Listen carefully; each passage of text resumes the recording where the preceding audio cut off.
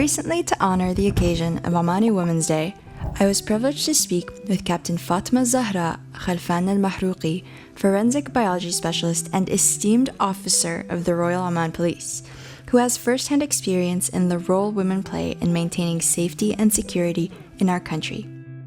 Hello, welcome to Oman FM, and I wanted to ask you to introduce yourself, tell us about you, your role, the department you work for, and your responsibilities with the ROP. Okay, so thank you very much, Nadia, for inviting me for this for the talk. First and foremost, I would like to take this opportunity to thank His Majesty Sultan Haytham and Sayyida Al-Jalila, and I would like to congratulate Sayyida Al-Jalila and to all the Omani women for this prestigious day. Happy Omani Women's Day. My name is Captain Fatima Zahra Al-Mahrouqi. I am a police officer.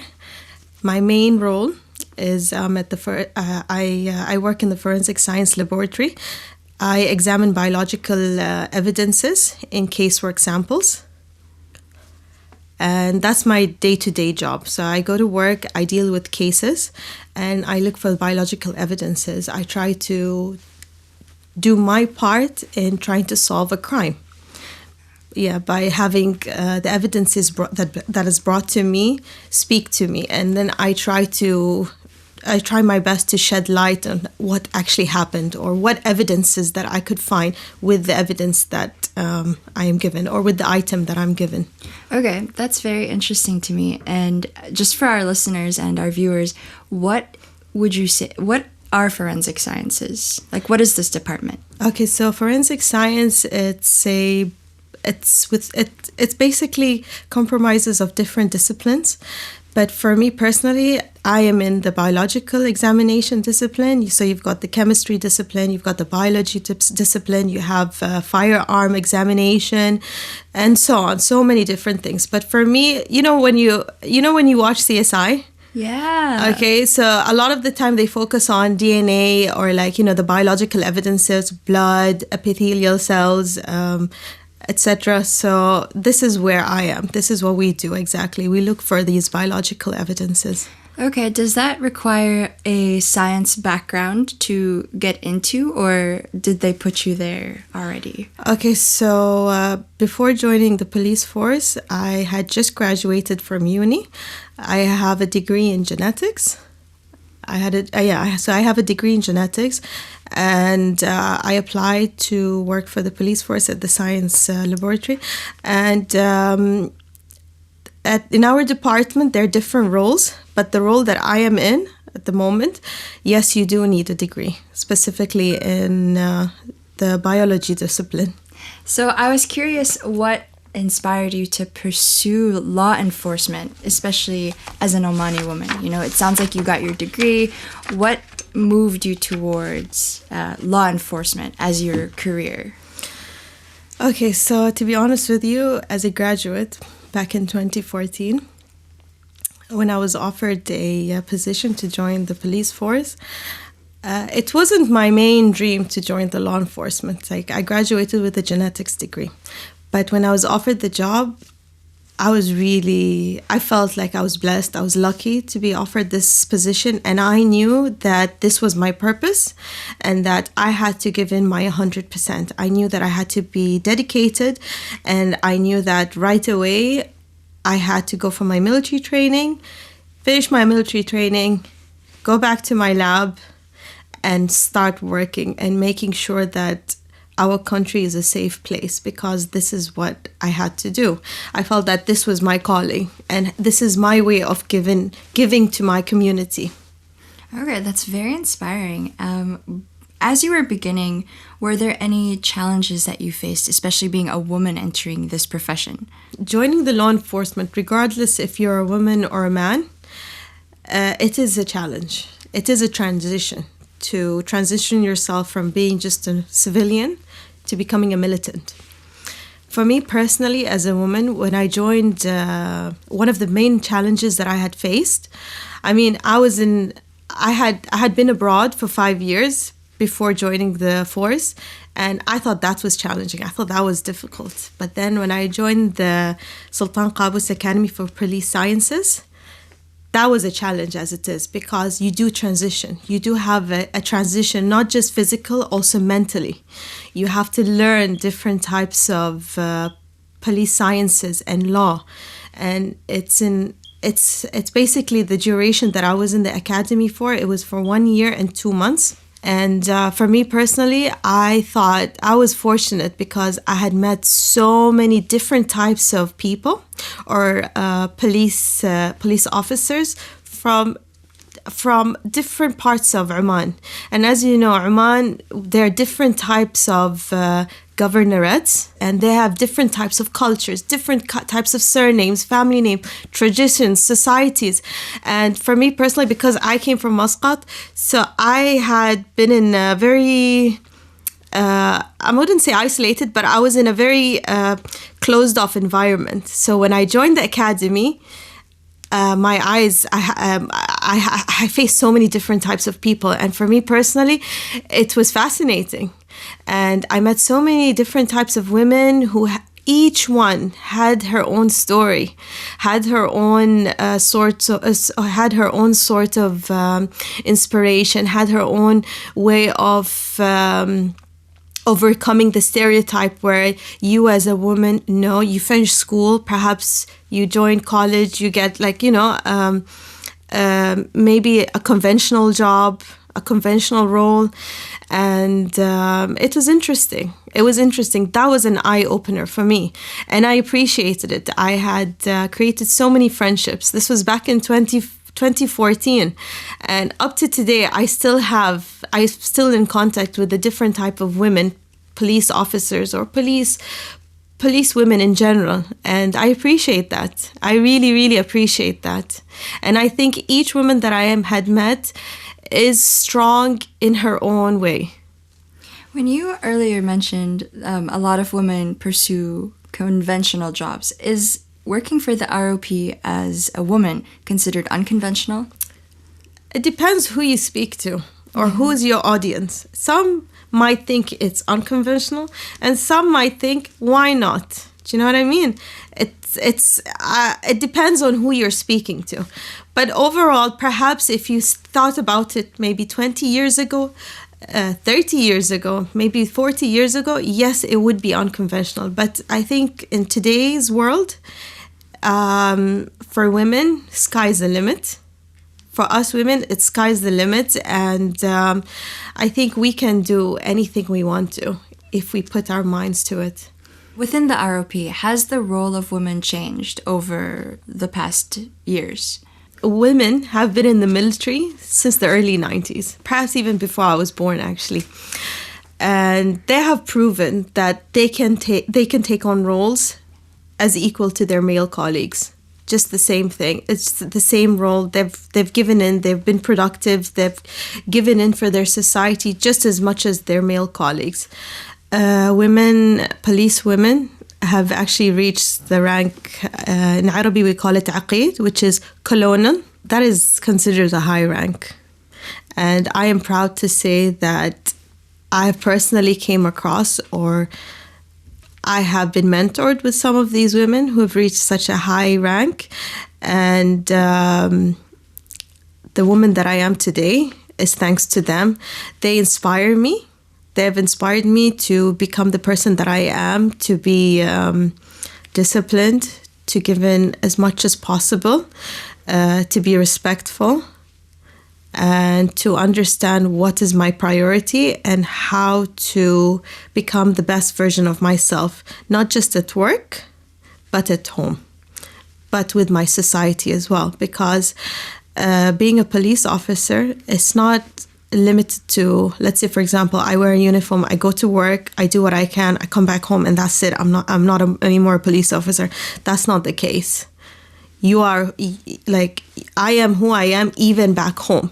Even when, let's say, for example, I'm taking my kids to the park. Let's say, for example, if I had to take my parents to whatever, anywhere public, I have to be vigilant. I have to make sure that if I see anything wrong, I have to report it. I have to take action. I don't just take action or give in just when I'm at work, even at home, even when I clock out. I mean, that's what I meant to say.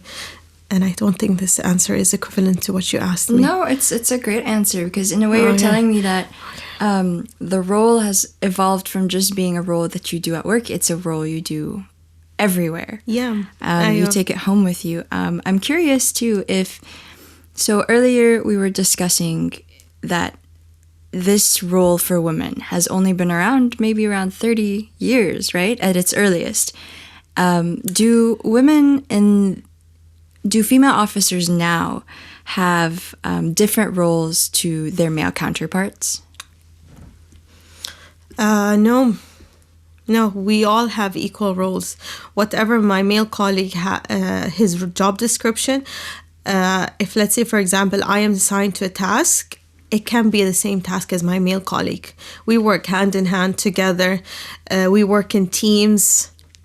So there isn't any difference. I mean, if I had to give you examples in our day-to-day life, in the police force, you have police officers, police women in general. You have them in different sectors. You have them, let's say, just like me, in the forensic science laboratory as forensic scientists. You have them in the medical field as doctors, as nurses. You have them in emergency medicine as well. You have them in the mortuary as well. Mortuary is a very challenging job description as well, and there isn't a difference between a doctor in the mortuary with her male colleague, so there's no difference. You have women who are pilots in the police force as well. They operate these military helicopters, planes. Yeah, there isn't a difference at all. There isn't a difference. So say there's an instance where a male officer and a female officer, they have to deal with the same situation. It's a big, messy situation. Is there a way in which the female officer will offer a significantly different take on that situation that will change the outcome? I mean, of course, a man and a woman, they're both completely different. They're wired differently. The way they think is differently. You can see that with siblings. You can see that from how a father or a mother who would take care of a situation. It's completely normal. And I think both male or female, or a woman and a man, perhaps the outcome would be the same, but the way they would tackle the issue would be different. I'm not saying that maybe a woman would tackle it better, but they will tackle it differently in their own way.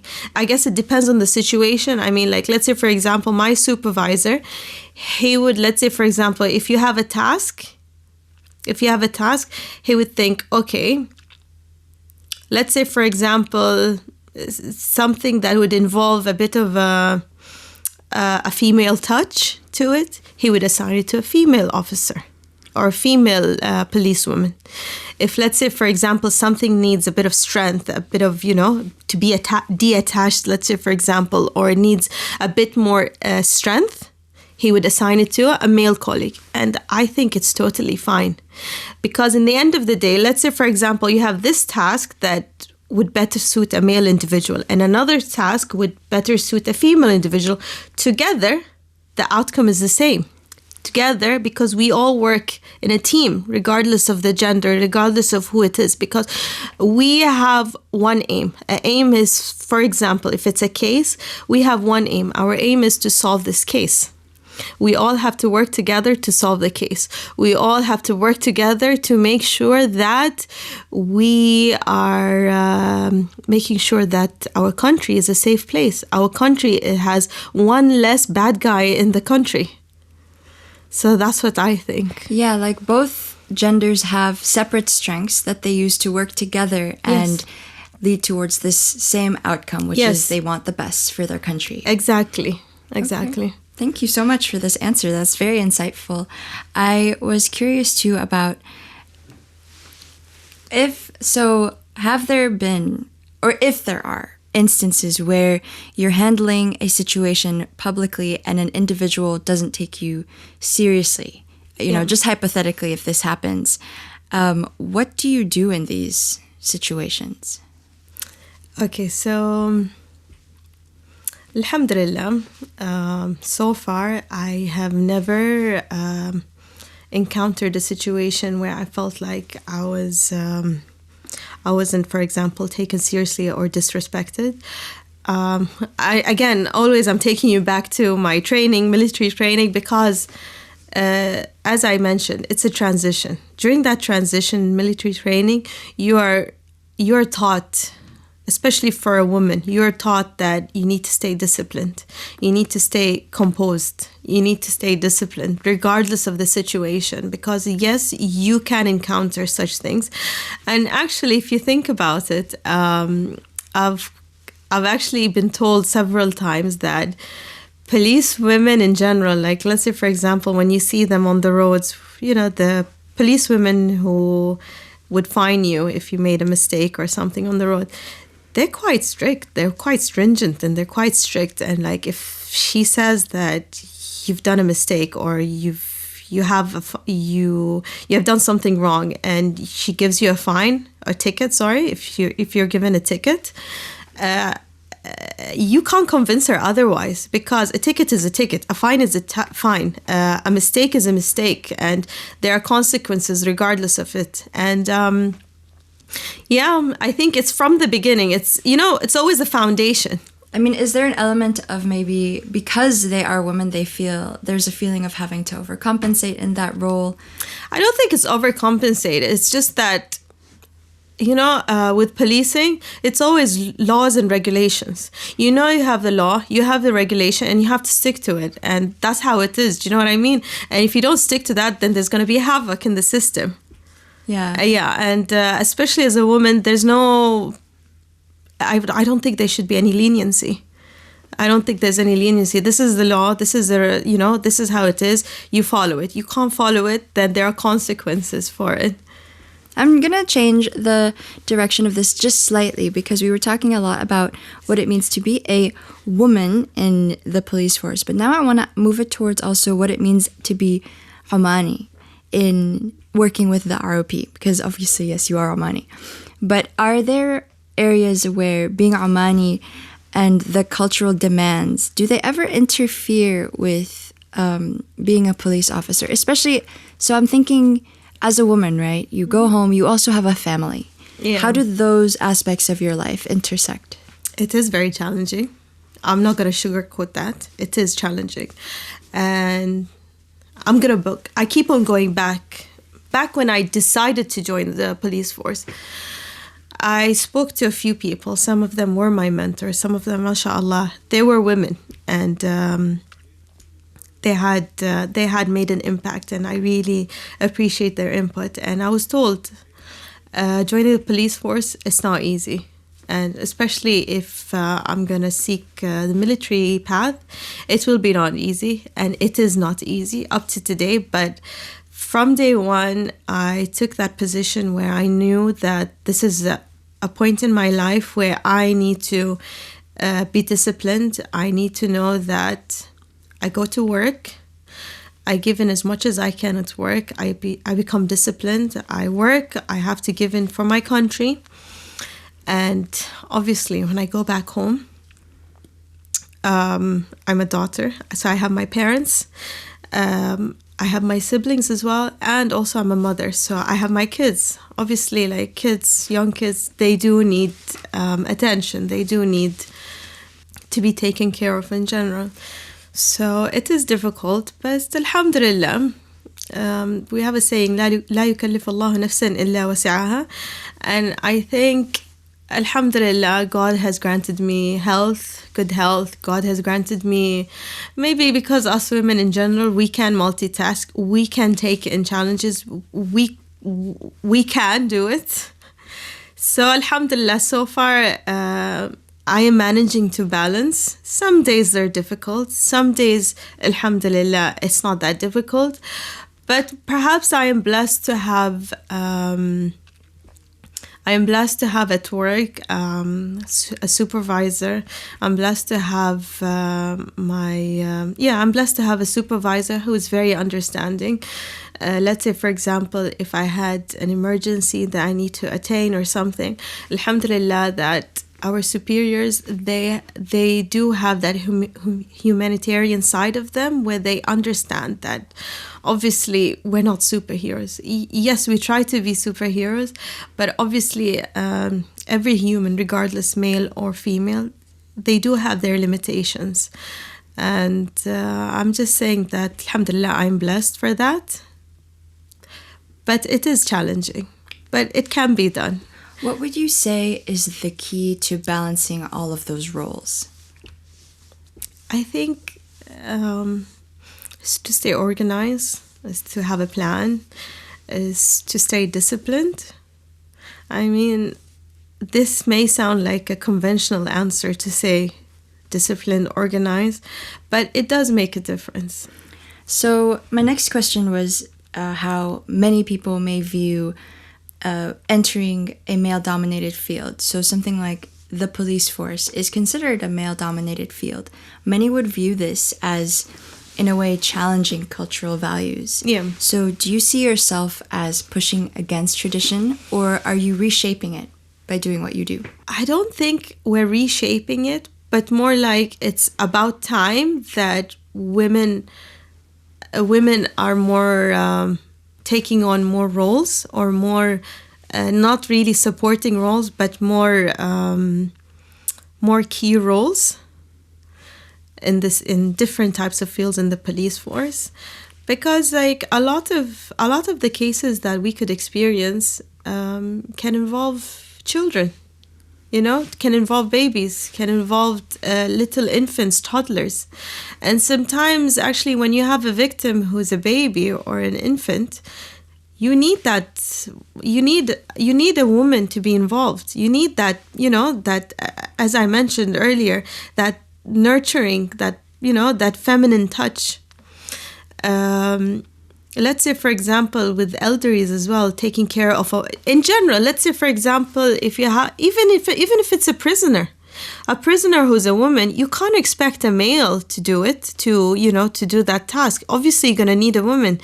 Let's say, for example, when you need to inspect someone's house, someone's home.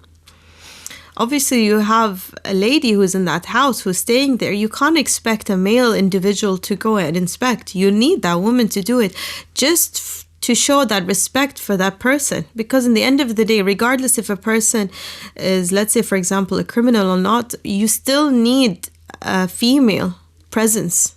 You'll always have that. And I think, personally, it is required. It is a must. It is a necessary thing for women to be there as well, to be as equal as her male colleague. It's just, when is she required? When is she required? When is she needed?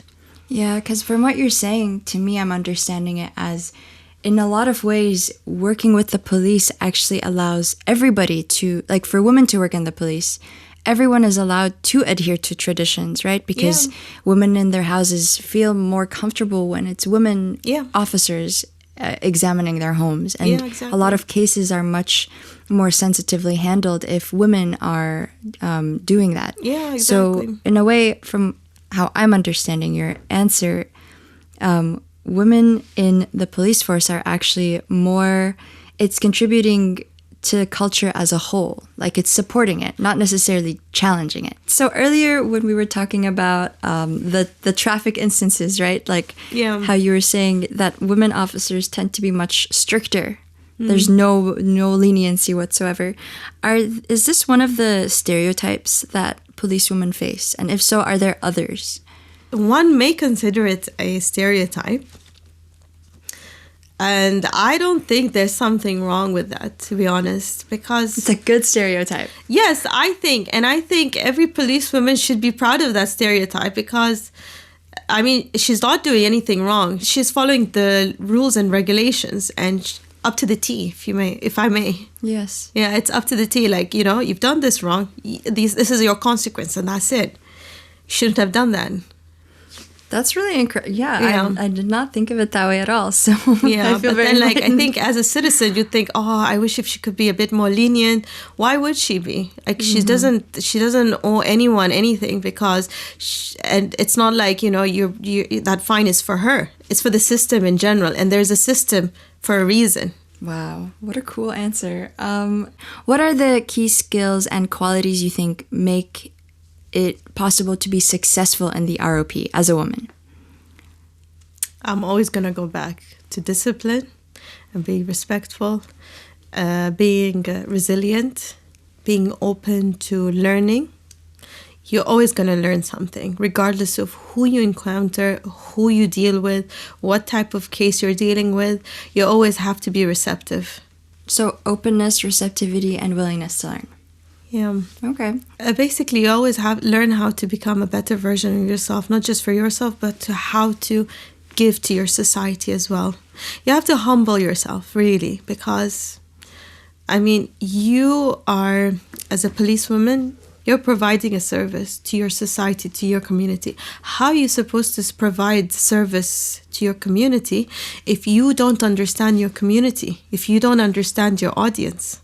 So you need to humble yourself. You need to go to your community, learn, see what it's like to be, you know, among everyone else. Do you have any advice to young women who are interested in someday considering a career in law enforcement? If a woman wants to join law enforcement and she thinks she can do it, then I support her. And I think it's a very respectful role to have. It's a very giving role to have. You know, at the end of the day, regardless of where you are in the police force, you know that you're going to give for your society. You're going to give to your society. You're providing a service to your society. And it can be a selfless role, actually. And if a woman thinks that she can do it and she can give that role, then yes, I think why not? And I think why not? And all the best to them. Thank you so much for interviewing with us today. I feel like I learned a lot, and I think hopefully we've inspired more women who are interested in pursuing law enforcement. Like it sounds like a very fulfilling work and something that's very well supported as well.